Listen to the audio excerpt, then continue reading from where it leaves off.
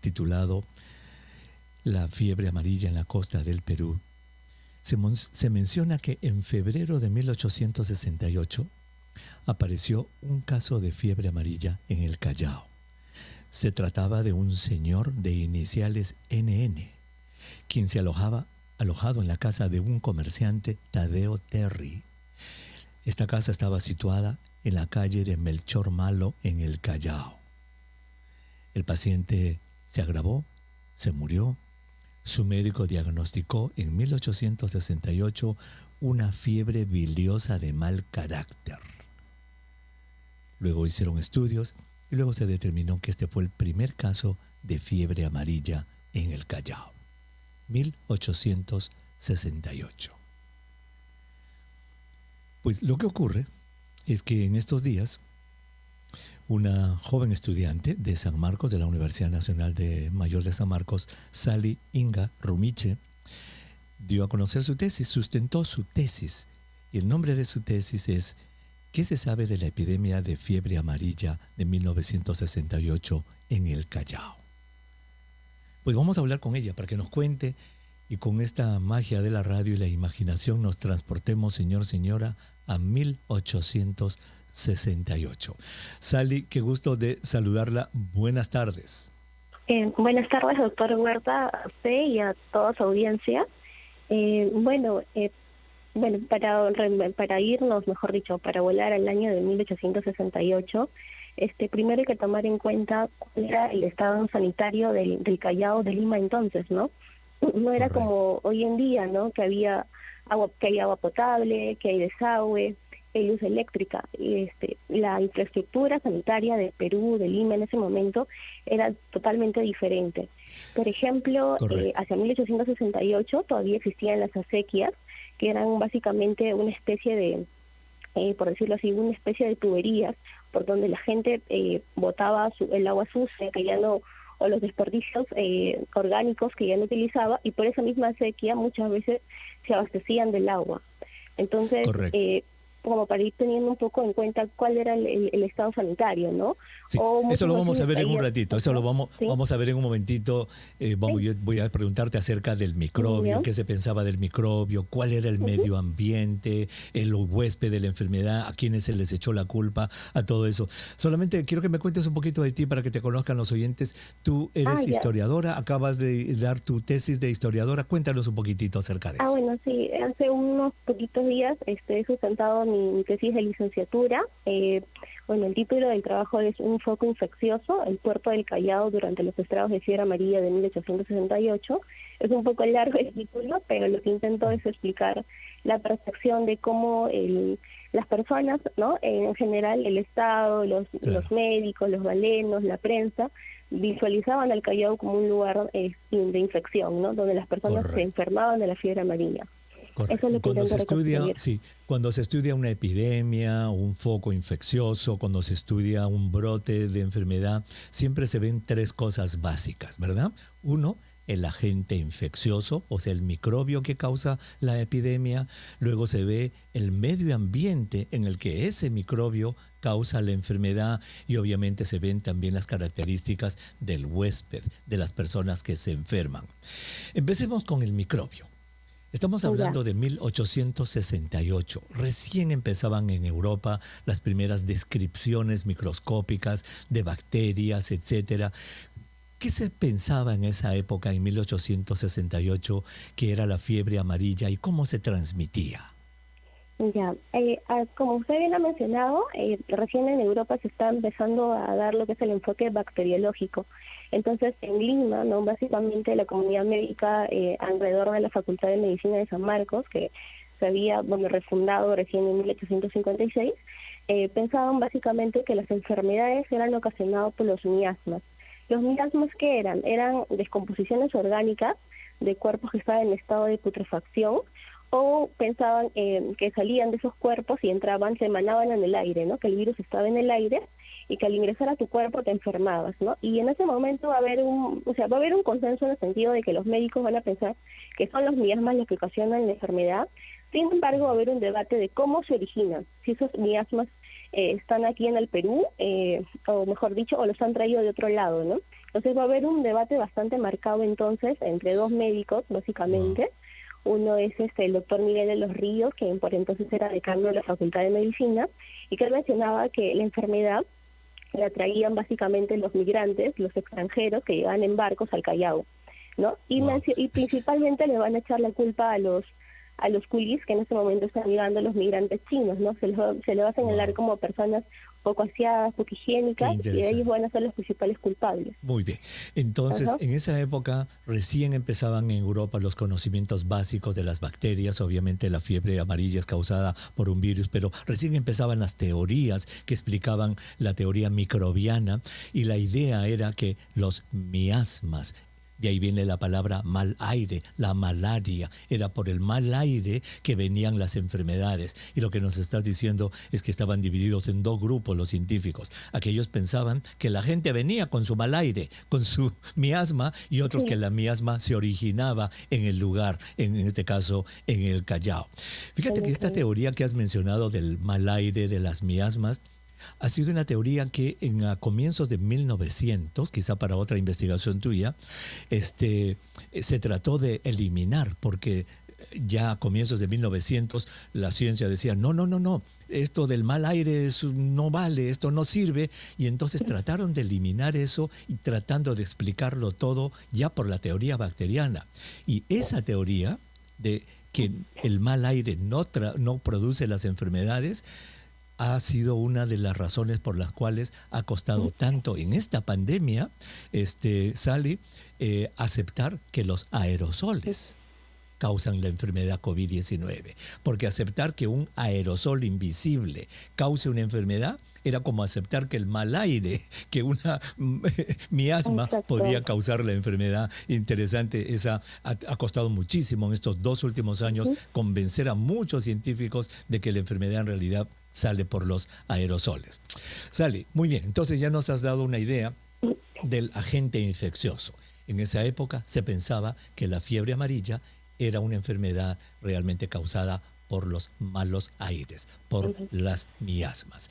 Vamos a tomar una pausa. ¿Te parece? Cuando regresemos, quiero que ya nos centremos en lo que es el medio ambiente.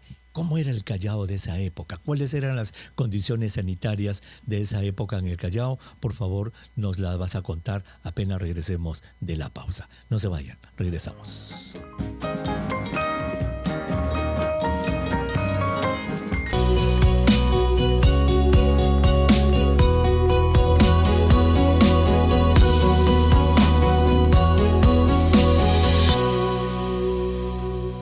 Él había nacido en 1855 y, bueno, tenía 5 años cuando ocurría lo que estamos comentando en este momento de la epidemia de fiebre amarilla en el Perú. Si usted recién se une a nuestro programa, señora, estamos conversando con una historiadora. Su nombre es Sally Inga Rumiche, quien acaba de sustentar su tesis sobre la fiebre amarilla en 1868 en el Perú. Y ella nos dijo que en esa época, la enfermedad, en esa época, se pensaba que era por el mal aire, miasmas, y no se sabía si el mal aire venía con la gente o se formaba en el lugar. Sally, háblanos del medio ambiente. Veo aquí que había un presidente interino en esa época en el Perú. Tú eres historiadora, me corregirás, pero fue un tal Pedro Díez Canseco, y después de él vino ya José Balta. ¿Cómo era nos hablabas ya hace un momentito de las acequias, las aguas sucias que circulaban? ¿Cómo era el medio ambiente de esa época en el Callao? Bueno, en el Callao y en general en Lima, a nivel de infraestructura, las casas pues eran de adobe y quincha principalmente, por lo cual su estructura era idónea como para que ahí se puedan anidar los mosquitos transmisores de la enfermedad. Y bueno, como le comentaba, las acequias también pues eran canales, ¿no?, por donde el agua corría, las personas se abastecían de agua, por ahí botaban también sus residuos, Y básicamente, citando a un médico de la época, hay también un estudio ambiental sobre el Callao para ese periodo, menciona que las casas podían dividirse básicamente en tres, ¿no? Las casas, digamos, de personas con más ingresos, que son básicamente vinculadas al aire, espacios grandes, ventilados, con grandes ventanas y separación, segregación de, por ejemplo, la cocina, de los animales y el dormitorio, del comedor. Y existían las casas de las clases menesterosas, donde básicamente las personas vivían en corralones, como lo menciona este médico, y pues acá no había segregaciones de espacios, ¿no? Y por eso mencionaba que justamente esa pandemia, si hacemos paralelos con el presente, pues vamos a ver, ¿no? Los médicos, la prensa, siempre le van a echar la culpa a estas clases menesterosas de ser culpables de la enfermedad, porque no se ventilan, porque son pocos higiénicos, pero en realidad esto era una cuestión más de infraestructura. Quizás ellos no podían adquirir servicios higiénicos como el de la Sociedad Higiénica, que se fundó en el Callao en 1860, y en ese momento pues no había desagües como hoy en día. En ese momento se usaban los asilos, y esta sociedad los instalaba en las casas, y por utilizar este servicio tenían que pagar cerca de 4 pesos mensuales en el momento, ¿no? Entonces, si uno se paralelos con el presente, o tenían que traer el agua, el aguador, entonces digamos que las personas que tenían un mayor poder adquisitivo eran como que tenían mejores, por decirlo así, menos probabilidades, de tener la enfermedad quizás, ¿no? Porque tenían agua, digamos, limpia, o de repente tenían espacios airados, mientras las que no, pues... Sally, han pasado 154 años de lo que tú estás describiendo. 154 años. Y todavía hay sitios así como el que estás describiendo en Lima metropolitana. Si te vas a las afueras, no sé si habrás ido, ahí está, no hay agua, no hay desagüe, llevan el agua en botes. O sea, 154 años después de lo que tú nos estás narrando que sucedió en el Callao, todavía en el Perú, en Lima, en la capital, tenemos muchos lugares en esa misma situación de hace 154 años. Entonces, esa era la situación del medio ambiente, un medio ambiente muy propicio, obviamente, para la crianza del mosquito y para que aparezca la epidemia. Vayamos al tercer punto, el huésped. ¿Por qué es que la gente se la agarró con los chinos? ¿Por qué le echó la culpa de la epidemia a los chinos? Ya. Lo que sucede es que, bueno, volviendo un poco a la historia, hacia 1855 se da la batalla de La Palma. Ramón Castilla le da un golpe de estado a Echenique por el problema de la consolidación de la deuda interna, y entonces en ese proceso Castilla, porque quería ganar adeptos, le menciona, pues decreta la libertad, la manutención de los esclavos, ¿no? Entonces, al liberarse esta mano de obra, era necesario reemplazarla por otra mano de obra. Entonces, en un inicio se pensó pues traer a las personas, a los pobladores de la sierra, pero digamos que una serie de enfermedades como el paludismo, que también nos afectaba, hizo desestimar esta idea. Y bueno, también se pensó en europeos, pero ellos no veían este lugar como el Perú como una oferta no laboral, así que digamos que los pobladores chinos son los que van a llegar en cantidad. Y da la casualidad que para este periodo, 1850, que ellos están llegando, dice, según las crónicas, según los médicos mismos de la época, que aparece por primera vez la fiebre amarilla. Entonces mencionan que son ellos los que han traído la enfermedad, ¿no?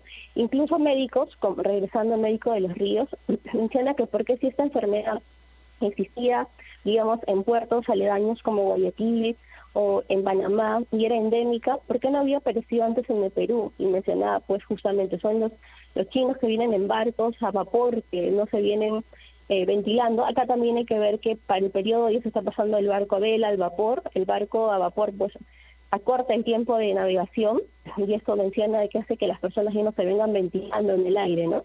Entonces todo esto, el barco, la innovación tecnológica de la navegación, sumado a la llegada de los chinos y la aparición de la enfermedad, pues va a hacer que la población en sí los cuestione, ¿no? Y los señale como los culpables. Y ahora esto también tiene como que cobra mayor sentido si tomamos en cuenta que para el periodo, por ejemplo, encontré información sobre una fragata llamada la fragata Aurora, que había salido de Macao con 506 chinos o culís al Perú, y había llegado solo con 235, si mal no recuerdo, muriendo aproximadamente la mitad. Entonces las personas mencionaban, ¿no? Es que son pocos higiénicos. ¿De dónde había salido esa fragata? ¿De dónde había salido? Macao. Los migrantes Macao, chinos para ese periodo salen de Macao. Y hacia el la Callao. mitad fallecieron en el Claro, camino, entonces. y fallecían por enfermedades como disentería, escorbuto y otra serie de enfermedades que les producía la mala alimentación, ¿no? Por la que venían y las características en las que venían navegando, ¿no? Prácticamente los veía como si fueran un paquete, bulto, animales, y no como personas. Entonces todo esto, entonces las personas, las prensa, al pensar pues que existe una gran cantidad de personas fallecidas y son chinos o culis, ¿no? La mayoría de personas, van obviamente señalaban, ¿no? Fallecen porque son pocos higiénicos, pocos limpios, y encima aparece la enfermedad. Entonces todo esto va a hacer que se construya en torno a la figura de este migrante, la idea de que son pocos higiénicos, ¿no? Que son pocos limpios, ¿no? Incluso Manuel Atanasio Fuentes, para terminar aquí, en una crónica menciona de que pues estos personajes tenían pues fondas en el barrio chino y que ellos cocinaban básicamente animales como ratas o otro tipo de animales que no son comibles, por decirlo así, los cocinaban y los vendían, ¿no? Como mofándose un poco de su estado higiénico. Wow, qué increíble los prejuicios, y eso ha existido en cada epidemia. Se le ha echado la culpa siempre a un grupo. Entonces, en esta epidemia de 1868 que nos estás llevando, ¿se logró cuantificar cuántos casos, cuántos muertos produjo esta epidemia? ¿Cuánto tiempo duró? Sí, pero la epidemia, como he mencionado, inicia a mediados del mes de febrero, con pasajeros que llegan justo en fragatas, ¿no? de afuera. Para el caso del Callao, bueno, en total en Lima, para todo ese año, digamos, todo el año 68, fallecen de cerca de 8.470 personas, y de esos 8.000 y tantos, solo por fiebre amarilla, en el 68 fallecen 4.300. Entonces, más o menos la mitad de la tasa de fallecidos para el 68 es producto de fiebre amarilla, ¿no? Y para el caso del Callao, son aproximadamente 2.000 personas las que fallecen, ¿no? Entonces es un número bastante, quizás ahora si comparamos con las cifras de COVID, pero no es tanto, no es tan exacerbante, pero sí lo es si vemos la cantidad demográfica que había entonces, ¿no? Para el Callao para entonces al menos tenía cerca de 15.000 habitantes, es un número bastante elevado, ¿no? Exactamente. Sally, pues mira, muchísimas gracias por haber estado con nosotros, nos has hecho viajar, eres una magnífica historiadora, nos llamó muchísimo la atención tu tesis, felicidades por eso, la verdad es que me encanta todo lo que es historia, te felicito y te agradezco muchísimo que nos hayas permitido viajar imaginariamente a 1868, pero a la vez nos has dado un baño amargo de realidad, porque esa sociedad de 1868 tenía características en su salubridad que hoy día, 154 años después, todavía persisten idénticas, igualitas. Gracias, Ali. Mucha suerte en tu trabajo. Muchas gracias, doctor, a usted. Gracias. Muchísimas gracias. Sally Rosas Ingarrumiche, licenciada en Historia de la Universidad Nacional Mayor de San Marcos, estuvo con nosotros, señora. Fíjese cómo es, 1868, 154 años atrás, febrero como ahora, marzo, estaban en epidemia en el Callao. Acequias abiertas, gente sin agua, sin desagüe, hacinados.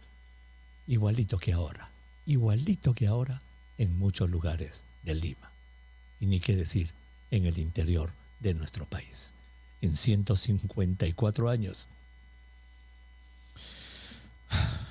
no cambiaron las cosas. La salud declarara que lo que tenemos en COVID-19 es una pandemia. Muy bien, hace 2 años. La pregunta es, ¿habrá países a los cuales no ha llegado la pandemia? Y la respuesta es que por lo menos hasta el 15 de enero no hemos encontrado datos más recientes. Sí, 4 es el número de la salud, 4 países han reportado 0 casos de COVID-19. ¿Cuáles son esos 4 países? Uno queda en Asia Central, se llama Turkmenistán. Allí dice que no ha llegado COVID-19. 2 son islas de Oceanía. Una se llama Tuvalu y la otra Nauru. Y el 4º país es Corea del Norte, que tampoco ha reportado casos. Entonces, 4 es el número de la salud del día de hoy de los países que aparentemente, por lo menos hasta el 15 de enero, no había llegado COVID-19, los únicos rincones del planeta que se han quedado sin COVID-19. Del número de la salud, pues nos vamos ¿a dónde? Al cuerpo humano.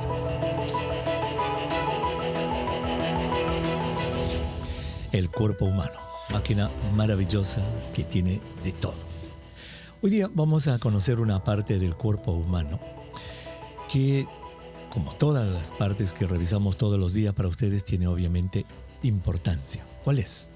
Hoy día vamos a ver qué cosa es el escroto. El doctor Fernando Díaz Gallegos, él es médico urólogo del Hospital Honorio Delgado de Arequipa. Entonces, este es su espacio, se descentraliza y nos vamos hasta Arequipa a hablar con el doctor Fernando Díaz. Doctor Díaz, qué gusto de saludarlo. Buenas tardes. ¿Cómo está, doctor? Buenas tardes. Qué gusto conversar con usted. Gracias a usted por ayudarnos a resolver esta trivia diaria que hacemos con nuestros oyentes sobre diferentes partes del cuerpo humano. La pregunta primera de rigor, doctor Díaz, ¿qué es y dónde se encuentra el escroto? El escroto es una bolsa de piel que se encuentra por debajo del pene, en la parte baja de la pelvis, justamente por en medio y por delante de los muslos. Es una bolsa que está básicamente formada por piel y por dentro tiene 7 capas delgadas, dentro de las cuales hay 2 capas musculares. Y eso es muy importante porque le va a ayudar en la función del escroto. Claro, 7 capas musculares, por eso es que cuando eso lo hemos visto en nuestros niñitos cuando lo bañamos, se agarra el muslo, se escoge todo el escroto y se encoge y se pone como una pasita por los músculos que tiene la piel. Qué interesante. Segunda pregunta, ¿para qué sirve y cómo funciona el escroto? El escroto es muy importante para conservar la función de la reproducción. Hace que el testículo mantenga una temperatura adecuada. La temperatura del testículo siempre debe ser menor que la temperatura del cuerpo. Por eso es que no puede estar dentro de la pelvis, se encuentra afuera de la pelvis. El escroto justamente lo que hace es eso, con sus fibras musculares a veces contrae las fibras para que el testículo ascienda un poco y suba un poquito la temperatura. Y cuando hace mucho calor, se relaja el músculo y el testículo desciende y toma otra temperatura que es la más adecuada para ese momento. Los espermatozoides no se puedan malograr cuando están madurando. Qué interesante, porque esta es una pregunta muy frecuente, ¿no? Los ovarios y los testículos, cuando el bebé está en su etapa embrionaria y fetal, tanto los testículos como los ovarios están dentro del cuerpo, en la pelvis. Pero en la maduración del feto, cuando va madurando, cuando va creciendo, los testículos salen del interior, navegan por los conductos inguinales y se localizan en estas bolsas especialmente hechas para ellos, que es el escroto. ¿Y por qué pasaría si es que el testículo se queda adentro, doctor, atrapado y está a una temperatura más caliente? ¿Qué pasa con los testículos? Esa temperatura demasiado elevada para los espermatozoides lo que haría es que estos espermatozoides sean de mala calidad, que por ejemplo salgan con malformaciones, que salgan con 2 cabezas, con 2 colas, por ejemplo así, o que no tengan buena movilidad, no pueden movilizarse rápidamente para llegar a buscar el óvulo y fecundar el óvulo. Entonces esto traería infertilidad y puede traer también muchas alteraciones cromosómicas incluso, ¿no? Habría degeneración de la reproducción. Correcto. E incluso cuando el testículo se queda atrapado, porque a veces se queda atrapado en el camino, puede degenerar y formar cáncer del testículo, se puede volver canceroso. Ahora, ¿qué enfermedades sufre el escroto, doctor? Bueno, en el escroto tenemos muchas enfermedades, entonces las agrupamos nosotros en patologías externas de la piel. Entonces hay muchas patologías ahí que salen tipo escoriaciones, lesiones, hongos, etcétera, ¿no es cierto? Pero lo más importante para nosotros desde el punto de vista urológico es la patología profunda del escroto. Ahí tenemos lo que se llama escroto agudo y el escroto no agudo. En el escroto agudo tenemos patologías como la torsión del testículo, por ejemplo. El testículo se tuerce, se da una vuelta, gira sobre su eje y esto hace que no tenga buena circulación y va a traer lesión en el testículo, incluso se puede necrosar por falta de oxigenación. También hay torsión de los apéndices testiculares, unos pequeños apéndices que cuelgan en el epidídimo y que se pueden torcer y traen dolor muy intenso. Por eso que son cuadros agudos, que hay que llevarlos a emergencia muy pronto, porque el paciente no tolera tanto dolor. Igual un proceso inflamatorio, infeccioso, la orcoepididimitis, que si no se da tratamiento puede llevar incluso a un absceso, se llena de pus el escroto y bueno, pues eso traería después que sea necesario hacer operaciones para sacar la pus, para salvar el testículo en caso que se pudiera salvar, ¿no? ¿Y qué otro tipo de problemas sufre el escroto? Dijo, ¿eran dos? ¿El segundo? Sí, eso es el escroto agudo. En el escroto no agudo tenemos otras enfermedades, como son el varicocele, que son un tipo de varices que hay a nivel de las venas del cordón espermático. El hidrocele, que es una enfermedad en la cual se llena de agua, todo el testículo se rodea de agua, de líquido, y va creciendo bastante grande a veces, que impide que el paciente pueda caminar, pueda trabajar, pueda tener relaciones sexuales. Entonces, yo he visto hidroceles, y estoy seguro, usted que es un especialista, yo he visto hidroceles del tamaño de una papaya. Es decir, el hombre tiene como una papaya ahí que tiene que caminar con las piernas abiertas, porque tiene un papayón allí lleno de líquido, el hidrocele. Doctor Fernando Díaz, muchas gracias por habernos ilustrado realmente. A veces uno piensa el escroto, mire, toda la patología, todo lo que tiene de función un órgano tan importante. Muchísimas gracias por haber estado con nosotros. Muy bien, doctor, gracias a usted y saludos a todos los oyentes. Bien, muchísimas gracias. El doctor Fernando Díaz Gallegos, médico urólogo del Hospital Honorio Delgado de Arequipa, estuvo con nosotros. Fíjese, señora, todo lo que el escroto tiene como función tan importante y las enfermedades tan amplias que pueda tener. Regresamos, no se